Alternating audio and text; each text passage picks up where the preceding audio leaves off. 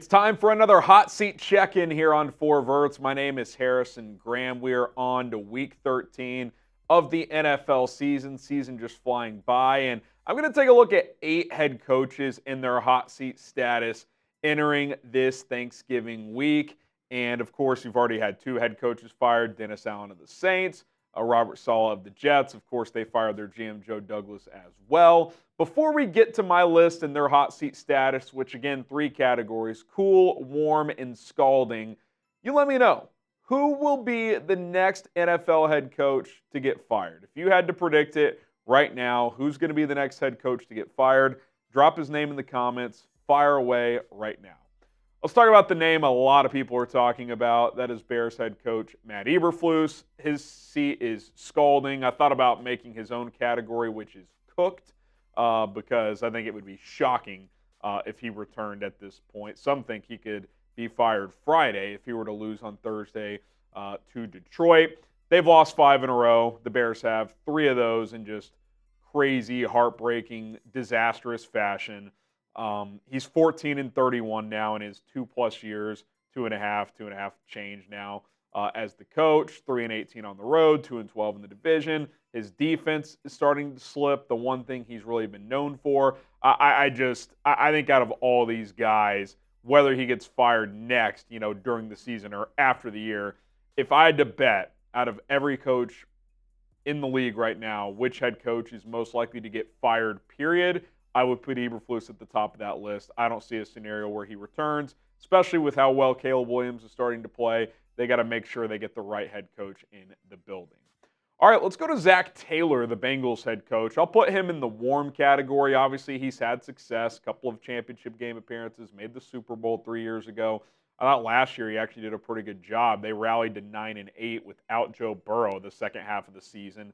Jake Browning playing quarterback there. But the reality is that this year they've blown a lot of games. They really, really have. They're 4-7. They're 1-6 in one-score games. The defense is nowhere near what it used to be. And maybe you could sit there and say, well, maybe it's just time to move on from Lou Anarumo, the defensive coordinator. They could go that route. And Mike Brown tends to be a cheap GM, so he may not want to fire Zac Taylor and hire a new coach.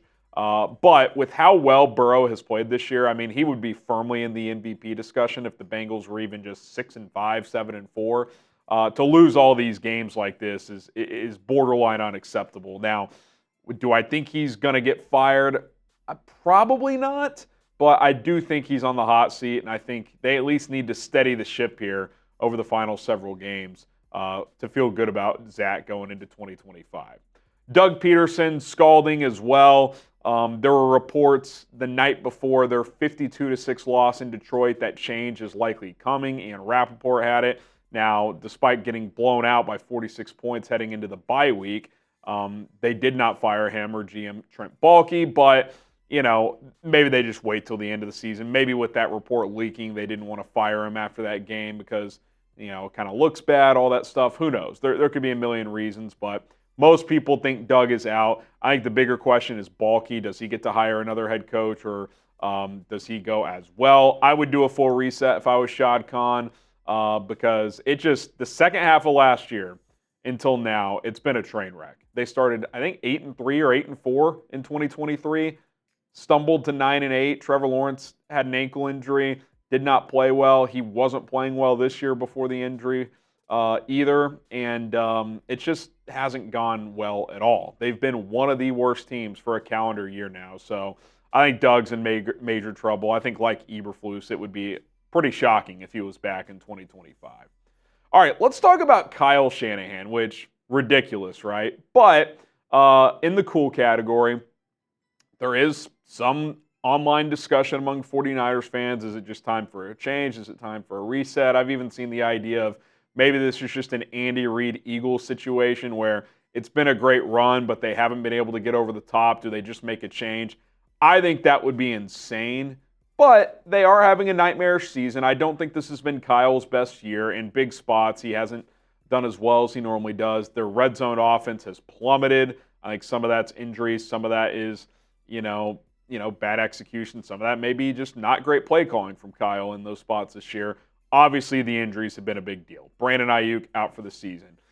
Trent Williams hasn't been 100%. Neither has George Kittle. Fred Warner's missed a little time. Like, they've had a lot of key guys out, but a lot of those key guys are getting older too. Now Brock Purdy's got this shoulder problem. So their playoff chances are, they're not dead. They're only technically a game back in the NFC West, but there's a lot of clutter in there with all four teams being 6-5 or 5-6. It's been a nightmarish season. They've even despite not playing well, they've blown 3 bad fourth quarter leads. I would be stunned if this happened, if they fired him, but I did want to include him on this video. Brian Daboll, I'll also put him in the scalding category. Since John Mara did the old public backing of Daboll and Shane, it's just been a train wreck. I don't think they've won a game since doing that. They benched Daniel Jones. Then they have to cut him because he requests to be cut. None of the players seem to like it. Now, I'll defend Daboll and benching Jones. Like, you had to make a change, and given the $23 million injury guarantees, I just, with the season over and Jones not being the future, I think cutting or benching him was the only option. But going to Tommy DeVito, is that a Daboll decision? Is that an ownership decision? I have no idea. But you paid Drew Lock $5 million. Why are you going to Tommy DeVito? That makes no sense whatsoever. And the more time goes on and the more Saquon Barkley looks like a potential MVP, and we all watched the Hard Knocks when John Mara said, I'm not going to be able to sleep at night if Saquon goes to Philly. Well, not only did he go to Philly, but he's been one of the best players in the NFL this year. And the guy you paid the year before and kept, Daniel Jones, is also no longer on your roster because he stinks and you ended up having to cut him. So really, really bad look for that organization. I would argue that Daboll has done a better job at his job than Shane has at his, but teams don't typically fire a GM, keep a coach, and force a new GM to keep the current coach, because the GM should have say on who the coach is going to be. So if you want to fire Joe Shane, I think you're going to have to fire Brian Daboll, and I think that's where this is going. Mike McDaniel has cooled off here in terms of his hot seat status. His team is heated up. His hot seat status has cooled off tremendously. In 2 of his 5 games since returning, they lost 2 close ones, but now have won 3 in a row. They look more than formidable again. I think they're averaging 27 points per game with Tua. Big test this week. They play in Lambeau on Thanksgiving night. It's going to be cold. We know the story of the Dolphins in cold weather has been they do not perform well with this head coach and with this quarterback. Big chance to kind of, earn some stripes here. But I think things have settled down enough where McDaniel, I think, would likely return next year at this point, barring just a complete collapse. Like, they're 5-6 right now. I mean, I guess if they finish 6-11 or something like that, go 1-5 down the stretch, maybe it could shift back into the warm or scalding category. But I think he's in a pretty safe spot at this point in time and should be back next year. Couple more to discuss, but we are trying to get to 5,000 subscribers, 329 subs away here on 4Verts. If you want more NFL, college football coverage here on this channel, if you want us to do some live shows, need more subscribers to do it, got to cross 5,000. Kind of gives you into that next tier here on YouTube, so help us out. We would greatly appreciate it. All right, couple more here. Mike McCarthy. I wanted to do scalding, and then I heard Jerry Jones talk this morning. I'll put him in the warm category. Jerry on the radio said after Dallas wins 1 game after losing 5 in a row previously, says, yeah, an extension's not off the table for Mike McCarthy because his current contract runs out at the end of this year. Now, if I was a betting man, I would still bet that they make a coaching change, but Jerry is hesitant to fire coaches. He kept Jason Garrett for probably 4 or 5 years too long than he should have. He really likes Mike McCarthy. He every chance he gets, he points to the fact that he's a Super Bowl champion. Said it again this morning. So I would not rule it out if they strung together some wins. If they got to 7-10 or 8-9 with Cooper Rush, do you just run it back? I think that would be a bit silly, but knowing Jerry, nothing's off the table with Jerry. That's kind of the funny part.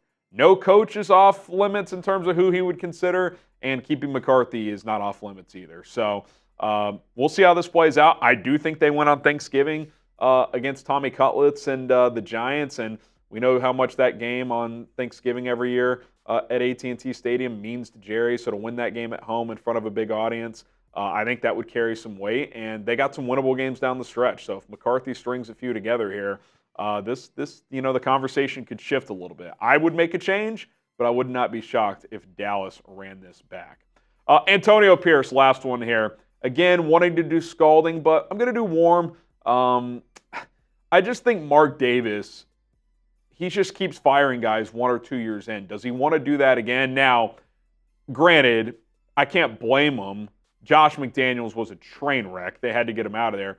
Antonio Pierce just seems in over his head. If that's clear, you have to make a change. I think the bigger issue is he's just hiring the wrong guys, but he might just run it back for the sake of let's give this 2 years and just see. Now, I think something you got to heavily consider here is the Raiders are almost certainly going to draft a quarterback, whether it's Shedeur Sanders, whether it's Cam Ward out of Miami, or somebody else. They're going to draft a quarterback. Do you want Antonio Pierce being that player's first head coach, knowing that if you have a bad year next year, you might make a change anyway? That, to me, is why I would argue to make a change and try to get someone else. And beyond that, think about the division you're playing in if you're Vegas. Andy Reid in the Chiefs, Jim Harbaugh in the Chargers, Sean Payton in the Broncos, Antonio Pierce in the Raiders. That's not going to work more than likely. You got to get a higher level coach. Now, I'm not saying you can get a coach the caliber of Jim Harbaugh or Sean Payton, but could you get Mike Vrabel, someone Tom Brady's tight with, and Brady now has ownership stake? I think that's possible. And, that puts you in the mix. That gets you in the conversation of, if nothing else, just competency, which is the bare minimum of what you need when you hire a head coach. And I think it's fair to question if Antonio Pierce knows what he's doing. So, that's a job to keep an eye on. I think that one's very much in the 50-50 category as we got 6 or 7 weeks left here. So keep that in mind.